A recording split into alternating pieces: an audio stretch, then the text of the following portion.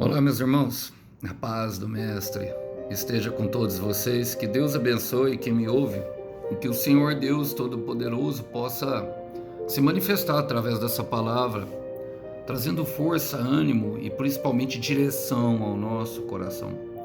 Creio que tem faltado bastante direção nos últimos tempos, muitas vezes em tempos de aflição, não sabemos para onde e como recorrer, às vezes até o Senhor. Mas através de uma oração nós podemos evitar bastante problema. Vamos lá? O texto hoje para nossa breve reflexão encontra-se no Evangelho de Jesus Cristo segundo João. Quero ler com vocês o capítulo 19, a partir do verso 1. Diz assim: Então Pilatos mandou açoitar Jesus. Os soldados fizeram uma coroa de espinhos e colocaram em sua cabeça e depois puseram nele um manto vermelho. Zombavam dele dizendo: Salve, rei dos judeus, e batiam em seu rosto. Pilatos saiu outra vez e disse ao seu povo: Agora vou trazê-lo aqui para vocês, mas que fique bem claro, eu o considero inocente. Então Jesus saiu com a coroa de espinhos e o manto vermelho. Vejam, aqui está o homem, disse Pilatos.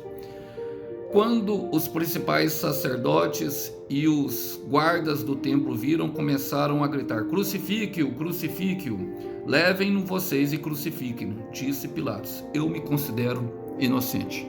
Glória a Deus, irmãos. Aqui está relatando justamente o fim do julgamento do Senhor Jesus, até que aquilo que levou ele à crucificação e a morte do homem que verdadeiramente foi o mais inocente que pisou na face da terra, o nosso próprio Deus encarnado. Tinha um plano, tinha um propósito, e esse propósito foi executado, que era justamente o sacrifício perfeito para o perdão dos nossos pecados, que nos dava acesso a ser ouvido pelo Pai. E principalmente que nós pudéssemos também ouvi-lo. O véu se rasgou, um novo e vivo caminho ao trono da graça em tempo oportuno por meio da morte de Jesus Cristo. Mas mais do que isso, podemos também pedir o Pai, o Espírito Santo, que é o Deus em nós, Cristo em nós, a esperança da glória, para que venhamos a viver em propósito, em um propósito que Ele mesmo nos criou, em comunhão para aquilo que Ele está fazendo. Já acontece no céu, na verdade, irmão, aquilo que o Senhor está fazendo, que é justamente a edificação, a construção de uma família. Isso já é vivo e real lá.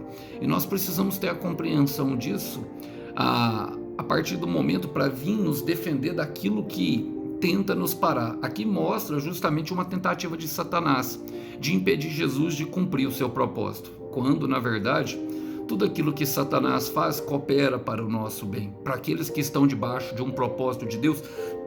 Quando Satanás age, irmão, coopera para o seu bem, mesmo que cause dor, mesmo que cause infortúnio. Mas vamos trazer esses versículos para a nossa vida. A palavra fala: Então Pilatos mandou açoitar Jesus. Irmãos, isso aqui, essa mensagem, ela é a continuação da outra que foi ao ar no canal, que eu coloquei ele em público ontem à noite, o vídeo de ontem à noite. E aqui nós precisamos entender alguma coisa, porque logo depois da primeira vez que os fariseus tentaram convencer, e Pilatos, sem muito convencimento, sabendo até mesmo que Jesus era inocente, no íntimo dele ele sabia, a mulher dele foi avisada em sonho, a gente percebe uma covardia. Algumas pessoas se acovardam, irmão, e um dos que não vão entrar no reino do céu são os covardes. É bem relatado isso, uma lista de pessoas que que não entrarão no reino dos céus. Os covardes estão entre eles. Nós vemos quando Gideão vai entrar ali para defender justamente ali dos midianitas a terra, Deus separa 300 e ali na separação Deus fala para mandar embora aqueles que são covardes, aqueles que não tinham coragem justamente para enfrentar a guerra, porque seria pela mão do Senhor. E aqui nós vemos mais uma vez, por quê? Ele mandou aceitar Jesus, uma tentativa de apaziguar, uma tentativa justamente de mostrar que Jesus sofreu e pagou por uma dívida que nem tinha. Era uma tentativa de apaziguar. Então, muitas vezes, aqueles que não se posicionam, irmão, nós vamos ver esse comportamento neles. Deixa quieto, sabe? Não é bem-aventurados os pacificadores, irmão. Não há paz sem guerra. A ideia de paz é que vem uma guerra antes. Não há. E precisamos entender e compreender por quê. Em Atos 5:29 diz que importa-nos fazer mais a vontade de Deus do que a vontade dos homens. A tentativa de apaziguar justamente os ânimos aqui de Pilatos era para acalmar uma multidão que estava enfurecida e tentar saciar a sede de sangue que brotou no coração dos fariseus. Mas a palavra diz: os soldados fizeram uma coroa de espinhos e colocaram em sua cabeça, e depois puseram nele um manto vermelho. Irmão, o espinho, ele representa a dificuldade. Em Jesus foi cravada na sua mente, perto da sua mente ali a coroa era feita de espinhos de tamareira, aproximadamente 30 centímetros. Eram coroas que eles confeccionavam naquela época justamente numa tentativa de maltratar, mas tinha todo um simbolismo que eu nem vou entrar muito na questão. O manto vermelho representa uma profecia do próprio Isaías, que e a cor púrpura representa o sangue dele, mas era uma tentativa de zombar dele, que vestindo ele de rei. Então vão zombar da nossa dor, meu irmão, vão zombar da nossa angústia. E logicamente eu estou pregando para pessoas que estão seguindo os passos do Mestre, tendo a mesma atitude que Cristo Jesus. Vão zombar da nossa dor e da nossa angústia com fantasias, com ilusões baratas, com uma tentativa de nos menosprezar. Vão ridicularizar. Eu creio que a palavra mais certa é que vão tentar nos ridicularizar. Não tem problema. Se apegue à promessa. É isso que lhe dará força nesse momento. O alvo é a meta. Olha, em 2 de Pedro, capítulo 3, versículo 3, fala: em primeiro lugar, desejo lembrar-lhes que nos últimos dias haverá escarnecedores, que farão todo o mal que eles mesmos puderem imaginar, e se rirão da verdade. Era o que estavam fazendo. Era o que estavam rindo da verdade. Jesus é a verdade, irmão. Mas no versículo 3 ele fala: zombavam dele dizendo: salve, rei dos judeus, e batiam no seu rosto. Percebe que partiam para a violência. E a ideia de salvação foi a tônica da pregação eloquente do mestre. Salvação, irmão. Em Marcos 1,15 nós dizemos: de fato o tempo prometido já chegou. Arrependam-se e creiam nas boas novas para que sejam salvos. Arrependimento, purificação, creia nas boas novas para receber a dádiva do Espírito Santo e obter aquilo que é a maior dádiva do Evangelho, que é a salvação. Agora, a tentativa, irmão, do inimigo, e é claro aqui como eles zombam, as palavras que eles utilizam, nós vemos novamente o inimigo por trás desses corações sendo usados pela boca de Satanás, usando a boca deles pelas palavras que ele pega, porque a tentativa é que nós neguemos o nosso propósito.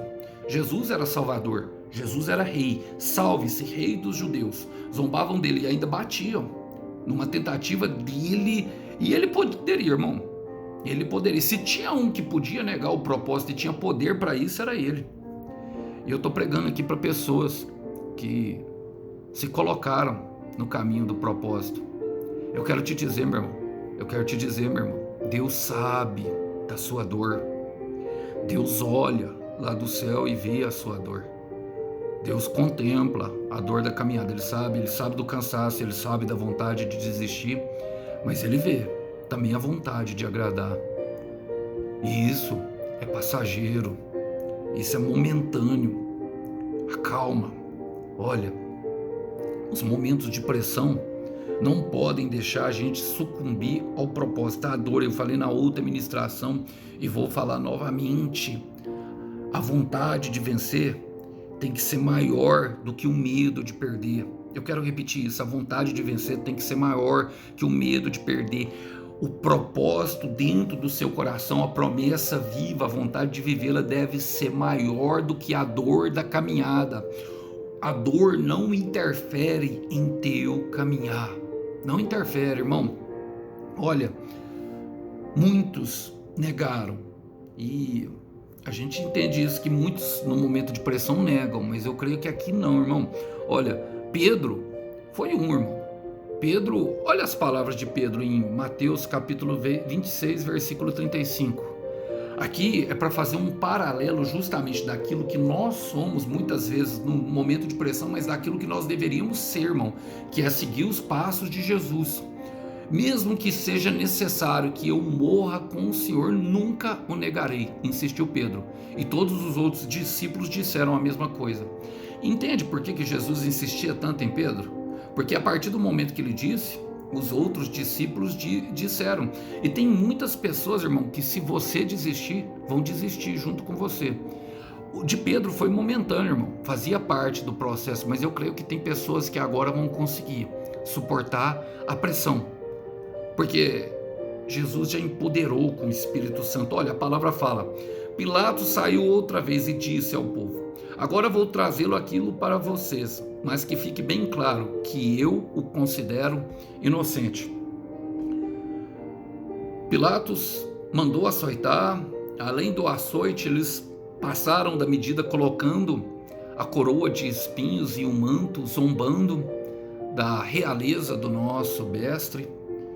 E aqui ele estava tentando finalizar um processo de uma forma totalmente carnal, totalmente aquilo que ele acha que é certo. Quantas vezes nós ouvimos dos outros? Se você ignorar, se você rejeitar, logo vai embora, se você fizer dessa forma, vai dar certo. E eu creio que até ali, no inconsciente dele, ele já deveria ter ouvido e passado por algumas experiências similares. Mas ele estava lidando com algo todo novo, totalmente novo. Quem estava na frente dele era o Rei da Glória.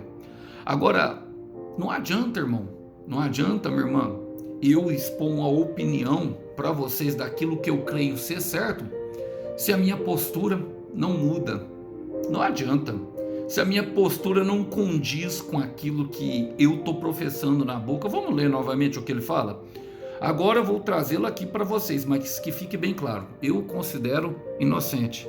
E quem é que manda nessa bagaça? Quem é que manda na nossa vida? E o problema de tudo isso, irmão, o problema dessas coisas é que quando nós não decidimos, decidem por nós. Decidem por nós. E o Tiago, na sua epístola, ele traz uma advertência bastante séria sobre o evangelho e sobre aqueles que pensam, irmão, que ir para o culto, sabe, ir para a igreja, ouvir uma palavra e não colocá-la em prática, pode acontecer. Olha o que ele fala em Tiago 1:22. E lembre-se, coloque em prática a palavra e não sejam apenas ouvintes. Portanto, não se enganem. Se torna, irmão, já dizia o poeta que a pior mentira é aquele que mente para si mesmo. Para si mesmo. Agora vai ter dificuldade. Olha o que Jesus está enfrentando, irmão. Olha o que Jesus está enfrentando, minha irmã. Por amor. Será que você ama mesmo aquilo que é a promessa? Será que você tem coragem mesmo? Será que você já aprendeu que para amar é necessário você ter coragem? Ou será que é só uma ilusão que em algum momento, igual Pilatos, vai tudo apaziguar e ficar bem? Não. Vai ter dor, vai ter sangue, vai ter algumas coisas bastante ruins no caminho da promessa. Todas as promessas de Deus passam por isso. E aí, está disposto ainda a seguir?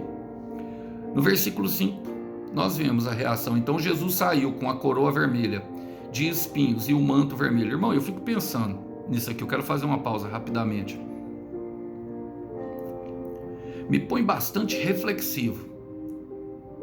Ele é o Deus Todo-Poderoso. Aquelas pessoas que zombavam ali viram o poder que emanava desse homem, a cura de enfermos, pessoas que, sabe, nem andavam, começavam a andar na frente deles, pessoas que não enxergavam, tinha um cego de nascença, irmão, ao som da palavra dele. Os mortos saíam da tumba ao som da palavra dele. Os demônios se submetiam a ele ao som da palavra dele. E estava saindo ali na frente dele. Será que nenhum momento passou pela cabeça por que ele não fez nada? Olha, mas aí acontece, veja, aqui está esse homem, disse Pilatos, e nós percebemos, irmão, que alguns não se convenceram. E alguns não se convencerão, irmão, com a nossa dor na caminhada. Será necessário que nós soframos um pouco mais. Alguns não se convencem, irmão.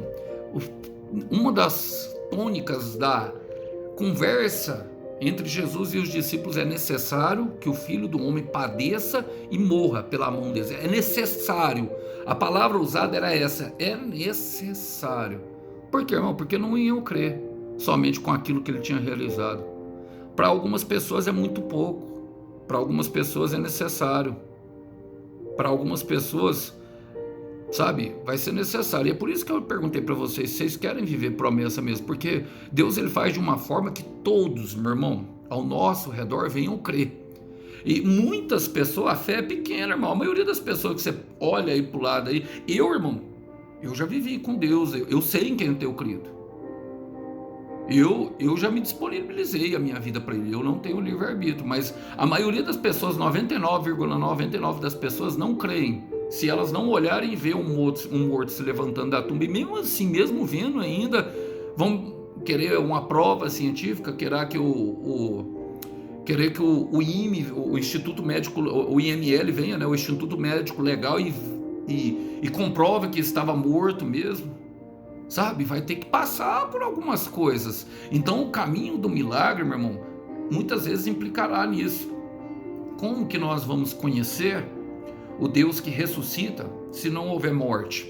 Como que nós vamos conhecer o Deus que opera o impossível se não houver, sabe, de fato, uma impossibilidade? Como conhecer um Deus que faz milagres se não houver uma impossibilidade em nossa vida? Como conhecer o Deus que cura se não passarmos pela enfermidade? Como conhecer o Deus que aponta o caminho se não andarmos pelas trevas? Como conhecer o Deus que levanta, sabe, aquele que está na cadeira de rodas se não passarmos, sabe, pela paralisia? Como? Não há como, irmão. Então muitas vezes muitos não se convencerão com a nossa dor. Olha o que diz. Eu gosto do texto, vou ler aqui de João mesmo, capítulo 11. Quero ler com vocês o que o Senhor Jesus fala em João capítulo 11 para os discípulos, no versículo 14 e 15, para os próprios discípulos dele. Então ele disse claramente: Lázaro está morto. Está falando do amigo dele, Lázaro. E por causa de vocês, eu alegro-me que eu não estivesse lá, porque isso vai ser mais uma oportunidade para que vocês creiam. Venham, vamos até ele. Entende o que eu estou falando, irmão? Compreende o porquê que apertou o cerco na tua vida? Entende por que o coração, sabe, está desse jeito? Mas tenha calma, não saiu do controle dele. E no versículo 6 a palavra fala: quando os principais sacerdotes e os guardas do templo o viram, começaram a gritar: crucifica-o, crucifica-o. Sacerdotes, irmão, deviam estar orando, guardas do templo deviam estar protegendo, todas as autoridades formadas por Deus. E ali o povo começou a gritar junto com ele, né? Começaram a gritar, todo mundo: crucificam, crucificam.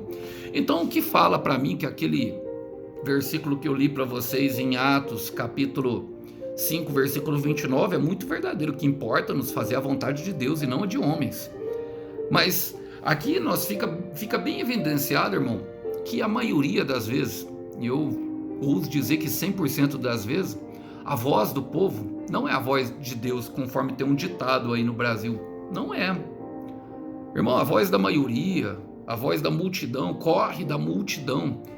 Viver no meio da multidão é viver por fracasso. No meio da multidão tem muitos fracassados. Tem muitos que agem dessa forma, pela empolgação. Ouve um gritar, ouve outro gritar e nem sabe o que está gritando, mas está gritando junto. Você já viu como se espalha a notícia de um acidente? É dessa forma, irmão. É bem simples compreender isso. Sabe, na multidão não é ali que está a vitória. Olha o que fala em Atos 2,36. Portanto, eu garanto a todos em Israel que este Jesus que vocês crucificaram, isso é Pedro falando, a todos, Até os que não estão ouvindo aqui. Deus o fez o Senhor e Cristo. Então nem tudo aquilo que a terra aplaude, irmão, o céu aprova. E nem tudo aquilo que a terra condena, nem tudo aquilo que a terra condena, o céu está desaprovando. Na verdade está sendo aprovado. Deus o fez Senhor e Cristo. E era necessário que ele padecesse, irmão. Agora, olha, levem-no vocês e crucifiquem-no, disse Pilatos. Eu o considero inocente. Mais uma vez, irmão. E para evitar o transtorno, ele tentou. Açoitou, nós percebemos a ação de Pilatos. Açoitou, deixou os guardas saciar ali a sua ira, né, daquilo tudo. Os fariseus, e ali para evitar transtorno, o que ele fez? Levem vocês, meu irmão, pela gritaria. Tem muitos emocionados, mas eu quero te falar, meu irmão, eu quero te falar, esfria a emoção, porque a emoção é só um rascunho daquilo que está acontecendo. Não é pela emoção que nós vivemos nesse momento, não é, sabe, tem muitos emocionados por aí, muitos mesmo. Uma coisa que eu aprendi no meu deserto, irmão, foi não me mover pela emoção. Irmão, eu paro e fico olhando. Quantas vezes, irmão, depois de muitas vezes acontecer assim, eu vejo, por exemplo, tanto que o povo é emocionado. Você quer ver uma mulher, e aqui eu estou utilizando a mulher, porque normalmente elas têm mais, não estou dizendo que isso é exclusividade de mulher não, irmão, não gosto de nenhuma generalização, toda generalização é demoníaca, mas mulheres no trânsito, normalmente elas são mais comedidas, elas têm mais medo, e aí quando elas batem, irmão, normalmente eu ouço um grito, parece que morreu, irmão, e ela tá viva, inteira lá dentro, devia estar dando um glória. Eu já vi isso muitas vezes, e tô falando para vocês de coisa que eu vi e vivenciei. Mas vamos ver, aqui, modéstia, eu sei que talvez a ministração não leve para o âmbito da brincadeira, mas serve para quebrar o gelo, irmão. Em Provérbios 25, 28 fala: um homem que não sabe controlar as suas emoções e vontades é como uma cidade com seus muros derrubados. E o que é, meu irmão? Não tem proteção nenhuma. Aquelas cidades do Antigo Testamento falavam justamente disso. O muro servia de proteção. Entre o muro tinha um fosso que dificultava a entrada dos inimigos. Era ali onde o atalaia, que é a representação do Espírito Santo de Deus, se colocava de prontidão para que os inimigos não viessem avançar e dominar a cidade. E tem muitas pessoas assim, irmão, mas eu creio que aqui, e como eu disse, essa é uma ministração continuação da outra, irmão. Eu creio que vale a pena nós entendermos que nós somos como Jesus, e nós fomos chamados para andar como o mestre andou, raba da soia. E como é que o mestre andou, irmão? Andou de cabeça erguida, é como tu disses, raba da soia, andaramanacaia. Eu sou rei e eu vim para dar testemunho da verdade. Nós andamos pela verdade, e eu não vou desistir. Repita comigo, irmão, eu não vou desistir. Eu não sou dos que retrocedem, não, nós não somos fracos, porque o poder de Deus se aperfeiçoa nas nossas fraquezas. Até em alguns momentos nos sentimos fracos e cansados, mas nós não desistimos, nós não somos mais um na multidão. Rabanda soia, andarabanda caia, recamanda rabanda soia, nerebandara andaraia. A promessa não morreu, meu irmão, pelo contrário, ela ressuscitou, esplendorosa e gloriosa. Nerebandaraia. Não desista porque está difícil. Não para, vai rastejando, cansado, meu irmão, sangrando. Continua. Raia andarabanda soia. Nerecamandarabanda sobiandarabanda chaia. Ricamandaraia. Receba fortalecimento de Deus. Receba a força de Deus para continuar. Deus está enchendo o seu coração de força. Está enchendo, está pulsando. O sangue está pulsando, está começando a pulsar diferente. O pulso ainda pulsa. E se a gente respira e está vivo, irmão, vamos lutar. Vamos para a guerra. Deus está te fazendo gladiador, gladiadora de verdade, meu irmão. Está te ensinando como é que é. Pelo amor, pelos seus. E eu quero terminar citando o apóstolo Paulo em 2 Coríntios capítulo 4, versículo 16 e 17. Por isso, nunca, erebandarabandassoia, desanimamos, embora os nossos corpos se gastem, a força interior vai se renovando dia a dia. Esses nossos sofrimentos e aflições leves e momentâneas não durarão muito tempo, enquanto esse curto tempo de angústia resultará em uma glória eterna sobre nós para todo o sempre. Deixa Ele plantar a eternidade em teu coração. Que Deus abençoe os irmãos, que os irmãos possam ficar com essa breve mensagem, lembrando que o Cordeiro tem a recompensa para o teu sacrifício. Até uma próxima. Tchau, tchau.